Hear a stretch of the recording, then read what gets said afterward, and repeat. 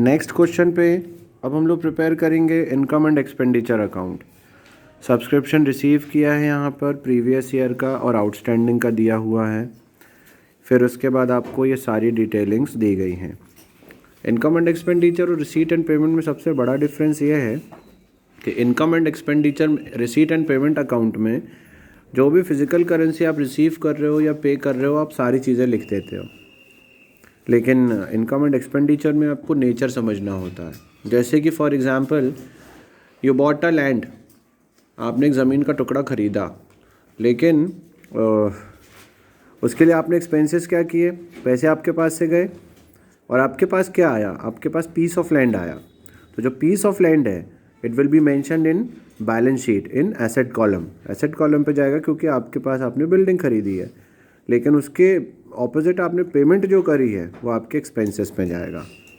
ठीक है, तो यहाँ पर जैसे सब्सक्रिप्शन रिसीव है, सब्सक्रिप्शन हम रिसीव करते हैं। क्लब वाले हमेशा कोई चीज़ लेते हैं, डोनेशन लेते हैं, सब्सक्रिप्शन लेते हैं, एंट्रेंस फीस लेते हैं। सबसे पहला है subscription receipt for current year 2 lakh rupees और पिछले साल का कितना है 5,000।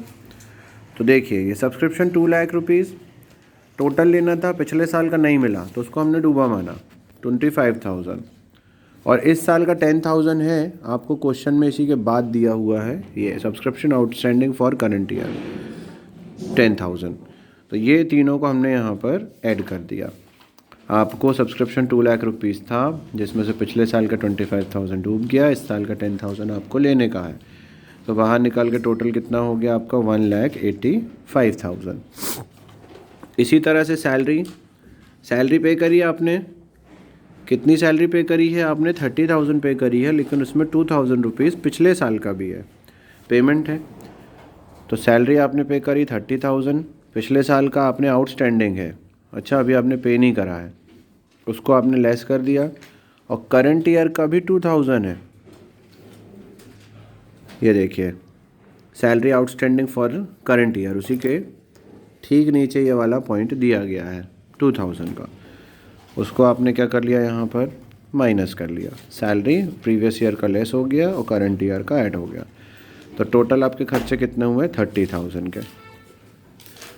फिर उसके बाद प्रिंटिंग एंड स्टेशनरी एक्सपेंसेस है, इलेक्ट्रिसिटी एक्सपेंसेस है, ट्रैवलिंग एक्सपेंसेस है। मशीन खरीदी, जैसे मैंने आपको अभी लैंड का बताया था, ये कैपिटल नेचर है, मशीन आपकी हमेशा एसेट काउंट होगी। ठीक है, टेलीफोन एक्सपेंसेस हैं और डोनेशन रिसीव्ड है। डोनेशन के लिए यहाँ पर हमको इनकम मानने के लिए बोला गया था, नोट लिखा नहीं है इस क्वेश्चन पे। तो printing and stationery, electricity charges, travelling expenses, telephone expenses, ठीक है, और डोनेशन रिसीव किया है 25,000। इन सब को प्लस करके जो आपके पास सरप्लस बचा, मतलब सरप्लस कैसा, इनकम ज़्यादा है एक्सपेंसेस कम है, तो यहाँ पर हम लोग बैलेंस CD और BD नहीं लिखते हैं, तो surplus of income over expenditure लिखा जाता है। ठीक है, इनकम ज़्यादा है एक्सपेंसेस से, और अगर इस तरफ होता तो हम surplus of expenses over income लिखते हैं। तो आपका ये आंसर आ गया 1,65,500 का। ये है आपका इनकम एंड एक्सपेंडिचर अकाउंट का क्वेश्चन नंबर 16।